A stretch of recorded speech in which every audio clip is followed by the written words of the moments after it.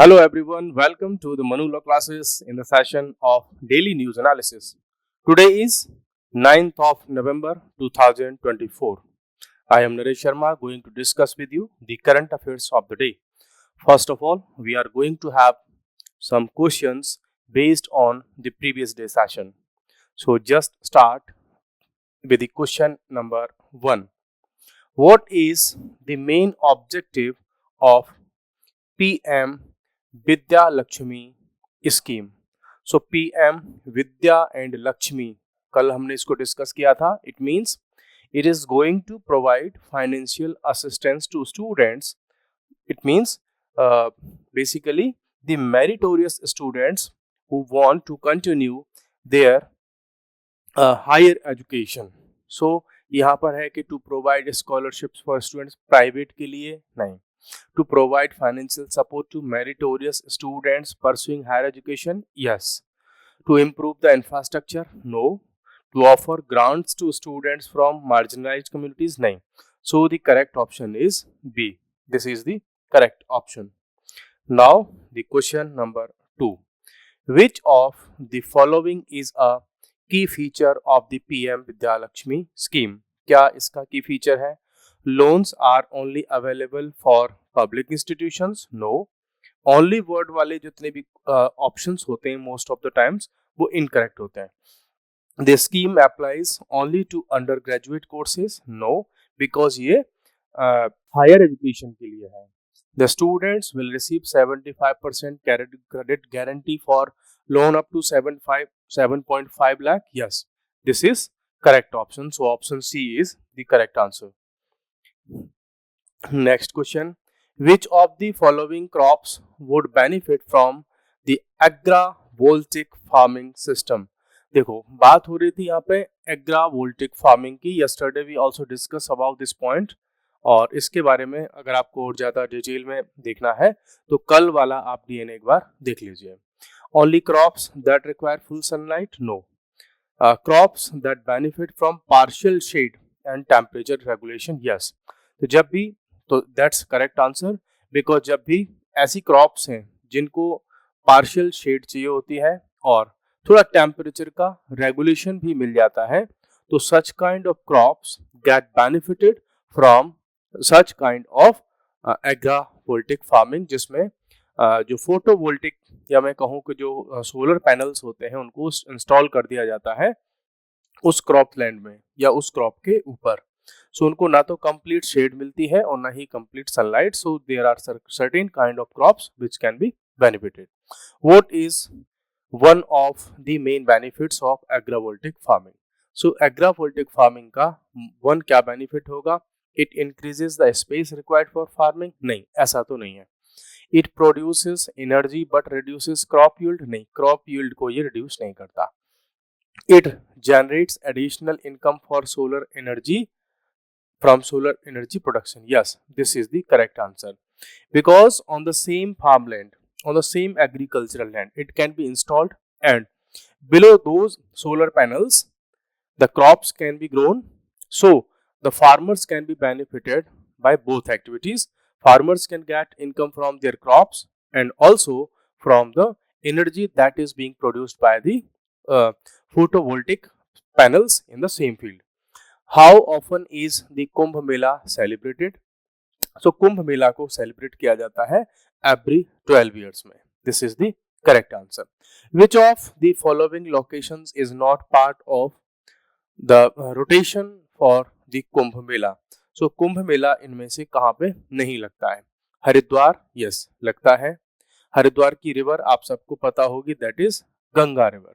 तो गंगा के किनारे इसको जो है ऑर्गेनाइज होता है.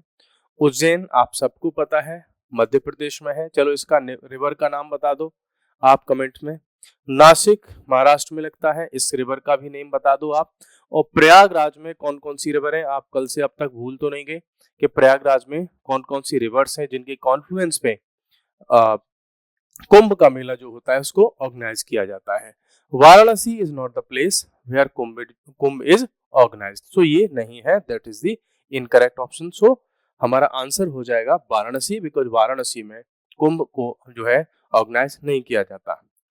In what year in which year was the Kumbh Mela recognized by UNESCO as an intangible cultural heritage of humanity? पूरी ह्यूमैनिटी का इंटेंजिबल कल्चरल हेरिटेज की फॉर्म में इसको एक्सेप्ट किया गया था 2017 में। तो कुंभ का जो हमारा जो ऑर्गेनाइजेशन इसका होता है, इसको यूनेस्को की वर्ल्ड इंटेंजिबल लिस्ट में इसको भी काउंट किया जो है इंक्लूड किया जा चुका है इन 2017 में। So these were the basic questions. Now we are going to have some questions, the current affair news from today's newspapers. Today's current affair क्या है? टाइगर पॉपुलेशन ट्रिपल्स इन मानस नेशनल पार्क। तो जो मानस नेशनल पार्क है कहाँ पर है आप बता दीजिए मुझे। आप बिना गूगल किए बताइए कि मानस नेशनल पार्क कहाँ पे है। अभी मैं आंसर आपको दिखाने वाला हूँ, तब तक आप जो है बता दीजिए। इसका आंसर आपके पास में है ये। जो मानस नेशनल पार्क है ये है आपका Manas national park that is located in Assam.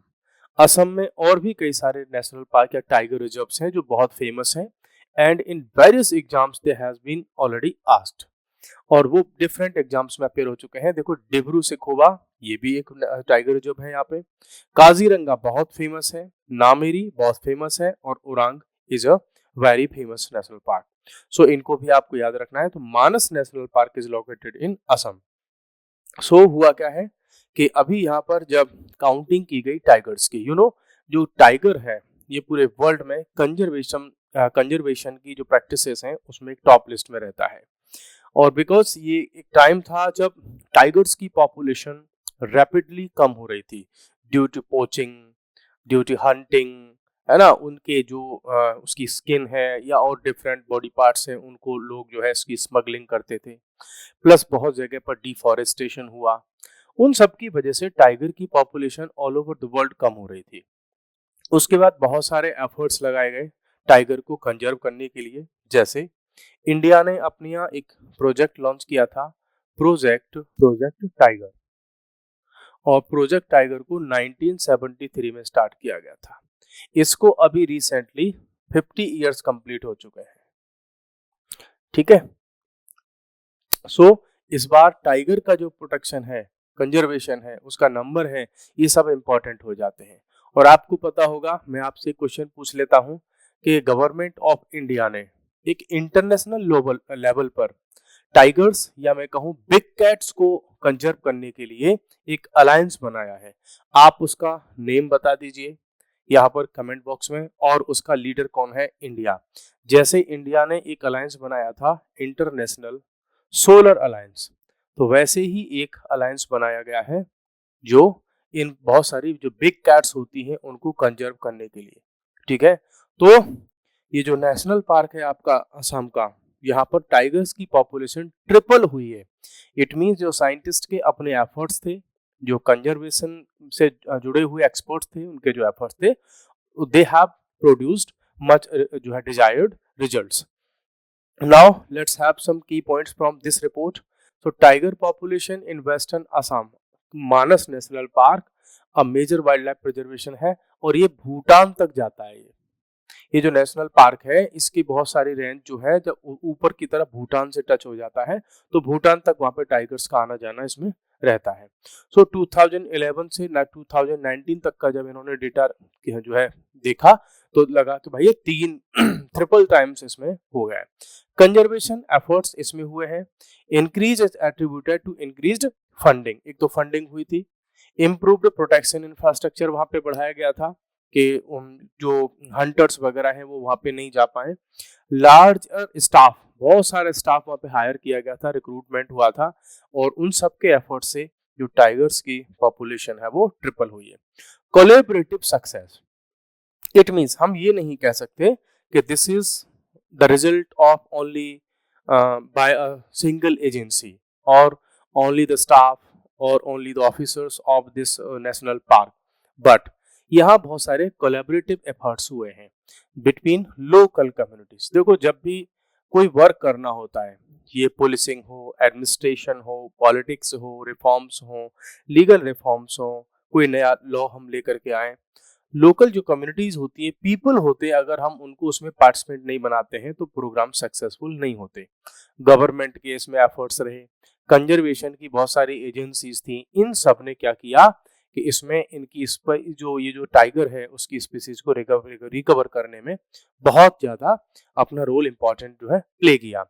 अच्छा, अगर इसी तरीके से ये सारे के सारे जो स्टेक होल्डर्स हैं, if they come together and make collaborative efforts, then we can recover successfully different species। तो जो कंजर्वेशन ऑफ नेचर है उसको हम एक कोलैबोरेटिव एफर्ट के थ्रू जो है प्रोटेक्ट कर सकते हैं। चैलेंजेस रिमेन, हाँ हमको बहुत सारे रिजल्ट पॉजिटिव दिख रहे हैं, बट उसके साथ साथ में हमारे साथ में अभी भी एक हमारे साथ सामने जो है मल्टीपल चैलेंजेस हैं। पोचिंग की जो प्रॉब्लम है, still we have not solve it. Habitat का जो लॉस है, अभी डिफॉरेस्टेशन जो चल रहा है उसको हम नहीं रोक पाए।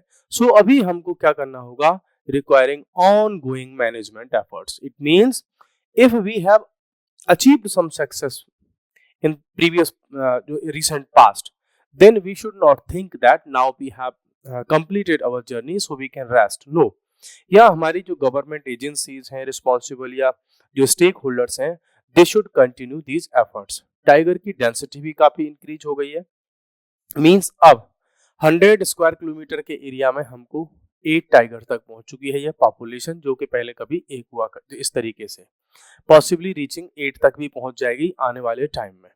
ठीक है, अभी ये जो है 3.64 तक पहुंच चुकी है 2018-19 के टाइम में। तो मींस टाइगर की पॉपुलेशन काफी इंक्रीज हुई है। फोटोग्राफिक एविडेंसेस भी यही बताते हैं कि यहाँ पर बहुत सारे फोटोग्राफ्स वगैरह लिए तो टाइगर्स की पॉपुलेशन इंक्रीज हमको शो हुई। हाँ, एक चीज ध्यान रखनी होगी कि असम का ये जो नेशनल पार्क है, ये असम में टोटल 2 ऐसे नेशनल पार्क्स हैं जो यूनेस्को की वर्ल्ड हेरिटेज लिस्ट में आते हैं। तो एक तो हम डिस्कस कर ही चुके हैं, दूसरा है आपका काजीरंगा नेशनल पार्क। ठीक है, तो 2 हो गए हमारे पास असम में जिनको यूनेस्को की लिस्ट में रखा गया है। वन इज आपका अभी जो डिस्कस किया मानस, और another is Kaziranga. So Assam में हमारे पास we have 2 national parks which has been already included in the list of UNESCO heritage। so ये हमारे पास में मेन पॉइंट्स हो गए। अब आते हैं एक और इम्पॉर्टेंट न्यूज पर, और that's is chief justice of India, that is सी जो है डी.वाई. चंद्रचूड़, उनका रिटायरमेंट कंप्लीट हो जाएगा कल, और उनका फेयरवेल हो चुका है कल, इट मींस 9 नवंबर को। और इसके बाद में नए चीफ जस्टिस ऑफ इंडिया आएंगे। तो मंडे को जब सुप्रीम कोर्ट ओपन होगा तो नए चीफ जस्टिस ऑफ इंडिया उस पोस्ट को होल्ड करेंगे। सो अभी इनका फेयरवेल पार्टी हुई, और यहाँ पर आप देख सकते हैं कि ये जो हमारे चीफ जस्टिस ऑफ इंडिया, अब तो मींस कल के बाद हम बोलेंगे कि former chief justice of India, तो इनका फेयरवेल पार्टी हुआ। ये सुप्रीम कोर्ट की बार एसोसिएशन के जो चेयरपर्सन है, that is mister Kapil Sibal, इन्होंने इनको फेयरवेल पार्टी दी। फाइनल वर्किंग डे था ये, इसके बाद अब वो ऑफिस नहीं आएंगे। रिटायरमेंट सीजेआई चंद्रचूड़ रिटायर्स हो नवंबर 10 को रिटायर होंगे, बिकॉज कल फिर क्या है, संडे है, तो ऑफिस क्लोज रहता है। ट्रिब्यूट सेरेमनी ही हुई, उनके साथ में बहुत सारे लोग थे। फिलोसॉफी ऑन ट्रांसपेरेंसी, अब आते हैं उन कुछ पॉइंट्स पर जिनके लिए CJI mister honourable Shri Chandrachud sir, उनको याद रखा जाएगा फिलोसॉफी ऑफ ट्रांसपेरेंसी के लिए। इन्होंने हमेशा फोकस किया कि ट्रांसपेरेंसी आनी चाहिए, चाहे वो कॉलेजियम सिस्टम हो, चाहे वो अपॉइंटमेंट हो, या जजेस की लाइफ हो, या जजेस की वर्किंग स्टाइल हो। इन्होंने ये कहा जाते जाते कि जो जजेस होते हैं, है ना, तो जजेस are birds of a short passage of time. बोला कुछ टाइम के लिए वो अपने उस पोस्ट पर आते हैं और अपने कंट्रीब्यूशंस को देते हैं। हाँ, उन्होंने एक बात और कही कि he had always been open to public, उस तरह से नहीं जिस तरीके से नॉर्मली देखा जाता है कि जजेस कभी किसी से मिलते नहीं है, कभी मीडिया के सामने नहीं आते, वो सब नहीं। तो उन्होंने ओपन रहे पब्लिक के लिए भी और मीडिया के लिए भी। हाँ, जब भी कोई पर्सनालिटी, ग्रेट पर्सनालिटीज, जब वो मीडिया के सामने पब्लिक लाइफ में आते हैं तो ऑब्वियसली उनको क्रिटिसिज्म भी उनके सामने एक चैलेंज होता है, उसको भी देखा जाता है। बिकॉज जब से सोशल मीडिया आया है तब से किसी की भी लाइफ उतनी सीक्रेट तो नहीं रह गई, और लोग अब अपनी बात को सोशल मीडिया पर रख देते हैं, क्योंकि अब हर किसी के पास में अपना एक प्लेटफॉर्म है अपनी बात रखने के लिए। उन्होंने कहा कि इम्पैक्ट ऑफ डिसीजंस, बोला कि जो जजेस होते हैं उनका जो डिसीजंस होते हैं, उनकी सक्सेस, उनके वर्क, उनकी फिलॉसफी इस बात से देखी जाती है कि कॉमन पीपल की लाइफ पर उनके जजमेंट्स ने क्या इम्पैक्ट क्रिएट किया। बड़ी बड़ी बुक्स में लिखना या जजेस के जो डिसीजंस होते हैं बुक्स में होना, न्यूज़पेपर्स में आना, रिसर्च आर्टिकल्स में आना, वो एक अलग बात है। बट यहाँ पर सीजीआई सर ने कहा कि सबसे ज़्यादा इम्पोर्टेंस इस बात का होता है कि उन हमारे जो जजेस के डिसीजंस हैं वो कॉमन पीपल, ऑर्डिनरी पीपल हैं, उनकी लाइफ को कैसे चेंज करते हैं और पॉजिटिव वे में चेंज करते हैं, उनको क्या हम बेहतर लाइफ प्रोवाइड करा सकते हैं। सुप्रीम कोर्ट रिफॉर्म्स, उन्होंने इस बात पर फोकस किया कि अभी हमारा जो सुप्रीम कोर्ट है वो सीजीआई सेंट्रिक है। मीन्स वहाँ पर सबसे ज़्यादा अगर पावर फोकस सेंटर में अगर कोई रहता है तो वो होते हैं सीजीआई। तो यहाँ पर चंद्रचूड़ सर ने यह कहा कि हमें अभी सुप्रीम कोर्ट में रिफॉर्म्स की रिक्वायरमेंट है। चीफ जस्टिस सेंट्रिक जज से हम इस सुप्रीम कोर्ट को हमें थोड़ा रिफॉर्म करना होगा, too should evolve to better serve the institution, जिससे कि हम अपने इंस्टीट्यूशन को बेहतर सर्व कर सकें। एक लास्ट पॉइंट आया कि कई बार इनसे पूछा जाता था, बिकॉज ऐसी कुछ जो है सोसाइटी में चीजें चलती रहती हैं कि जो कॉलेजियम सिस्टम है उसमें अंदर अंदर कुछ झगड़ा चलता रहता है जजेस के अंदर में, ऐसी बातें आ रही थी। तो इस पर उन्होंने अपनी बात रखी, कहा कि देखो ऐसी कोई प्रॉब्लम नहीं है, जजेस के आपस के कोई अपने पर्सनल एजेंडाज वहां पर नहीं है और वो सब मिलकर के जुडिशरी के बेहतरी के लिए काम कर रहे हैं। Means they don't have their personal agendas but they are working for the betterment of the judiciary and for the nation and ultimately for the people. तो ये बात इन्होंने कह करके इन अफवाहों को भी विराम दे दिया कि जुडिशरी के अंदर खुद के भी कुछ झगड़े चल रहे हैं। नेक्स्ट हमारे पास में एक इम्पॉर्टेंट न्यूज है, आप इसको देखिए। आप हाँ, मैं इस पे आपके थोड़े व्यूज इनवाइट करता हूँ कि आप बताइए कि ये जो डिसीजन लिए जा रहे हैं वो कैसे हैं। अभी उत्तर प्रदेश का जो वुमेन कमीशन है वो उन्होंने कुछ अपनी रिकमेंडेशंस दी हैं, सजेशंस दिए हैं किसको, अपने उत्तर प्रदेश गवर्नमेंट को। जैसे उनमें से एक है कि जो मेल पर्सन्स होते हैं वो वुमेन को जिम में ट्रेनिंग नहीं दें। मीन्स उनके लिए वहां पर फीमेल जिम ट्रेनर्स होने चाहिए। ये this is one of the many recommendations or suggestions which have been provided by the UP Women's Commission to the Uttar Pradesh government.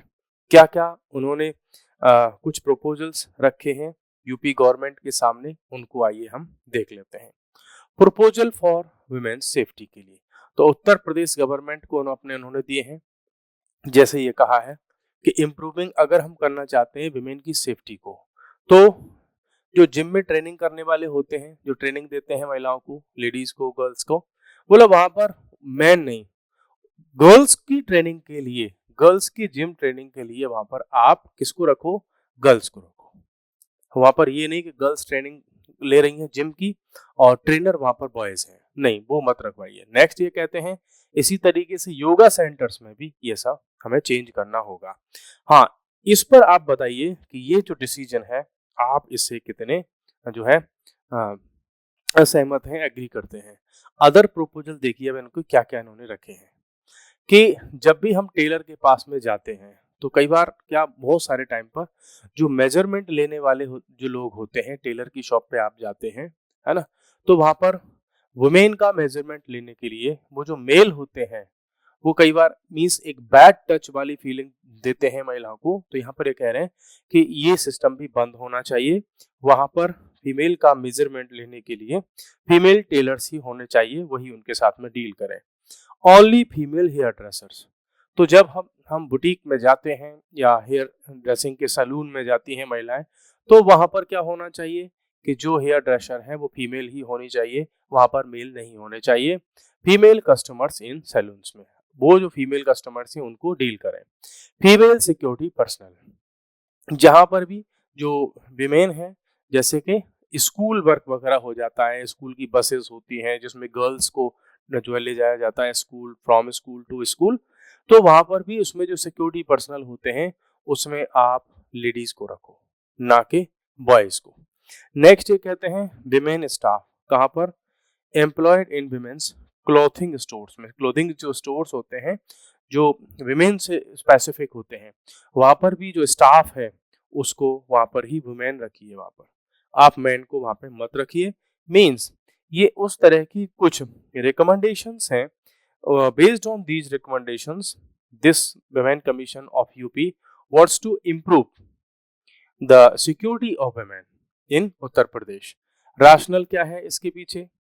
Rational simple सी बात है, enhance security and create more secure environment for women.